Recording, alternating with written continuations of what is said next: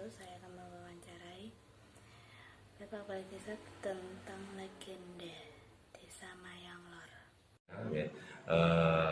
Ini Ayu Mas Semangkin bersama dengan Ki Brojo Pengitaan itu membabat alas di bagian utara, kemudian Ki Tanujayan diberikan tugas untuk membabat di daerah selatan, dan sehingga dinamakan di daerah selatan itu namanya Mayanglor, kemudian Mayang Kidul, kemudian di sebelah utara Mas Semangkin sama Mbah Brojo Pengitaan itu menamakan daerah Mayanglor. Ini asal usul desa Mayanglor, sehingga memang tidak dipisahkan antara desa Mayanglor, Mayang Kidul, dan Singorojo.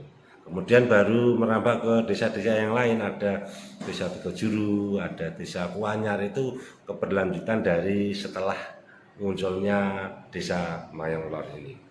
Ya, karena beliau adalah cikal bakal desa Mayanglor, Ibu Mas Semangkin, karena memang beliau punya keahlian, punya kanuragan, punya ilmu lahir dan batin, dan memang merupakan salah satu keturunan dari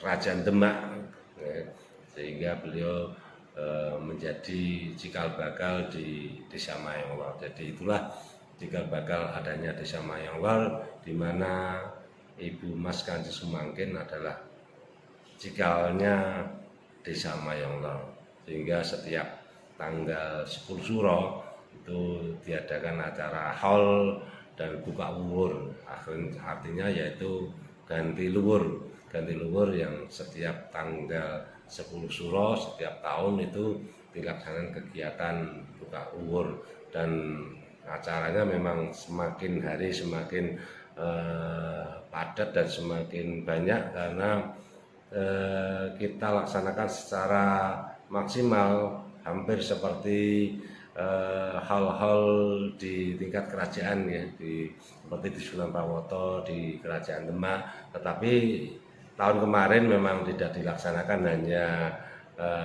dilaksanakan kegiatan selamatan, kemudian pengajian kecil-kecilan, karena memang suasananya masih pandemi COVID-19, sehingga memang acara yang menghadirkan banyak kerumunan, banyak massa itu memang ditiadakan. Tapi untuk tahun ini kita belum tahu, karena memang masa pandemi COVID-19 ini kan belum berakhir. Jadi apakah nanti beberapa bulan lagi, mungkin sekitar 3 bulan lagi, apakah pandemi COVID-19 ini sudah berakhir atau tidak, itu ya tergantung dari situasi dan kondisi, nanti kita lihat situasinya nanti. Kemudian kenapa Mayanglor ini terkenal dengan kerajinan tanah liat, ya.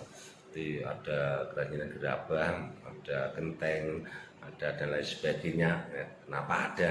Ini ya asal usulnya memang dari Mbah Datuk Singorojo itu kemarin dulu, pada waktu Mbah Datuk Singorojo itu punya padepokan di desa Singorojo. Ternyata beliau itu ahli dalam bidang kerajinan, membuat alat-alat rumah tangga dari tanah liat, membuat mainan dari tanah liat, kemudian ditularkan kepada murid-muridnya, kemudian murid-muridnya itu sudah bisa meniru dan membuat kerajinan tanah liat, kemudian bermukim di Mayanglor, karena dekat, ya, sekitar 1 kilo dari Singorojo, karena yang ahli di bidang keramik itu di daerah Mayanglor sebelah utara, di namanya Pedukuhan Menduangen. Di sana memang warganya memang punya keahlian untuk membuat gerabah, membuat keramik, membuat remitan atau dolanan anak-anak, itu memang asal usulnya memang dari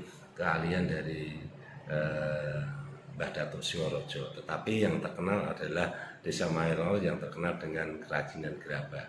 Tetapi ya memang lambat laun, karena memang situasi zaman sudah berubah, sehingga kerajinan gerabah semakin laun semakin menurun, karena minat keturunan dari para yang pinter-pinter membuat gerabah itu sudah beralih pekerjaan, karena merasa bahwa membuat atau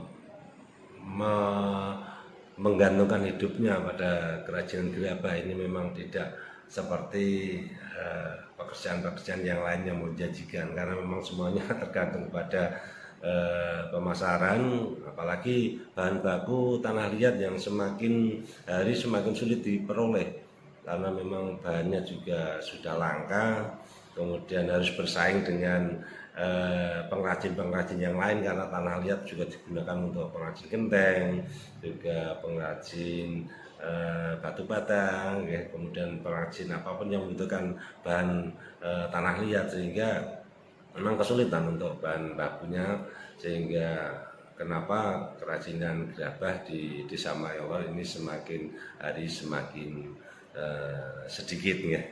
Hanya menggantikan dengan profesi-profesi yang lain seperti bidang jasa, kemudian buruh pabrik, kemudian yang masih bertahan memang ini sementara ya di genteng ya. Genteng ada bermacam banyak genteng yang ada di Desa Mayolor. Itulah sejarah sekelumit tentang Desa Mayolor. Ini mudah-mudahan ini bisa bermanfaat bagi kita semua. Terima kasih. Kurang lebihnya mohon maaf. Saya akhiri. Wassalamualaikum warahmatullahi wabarakatuh.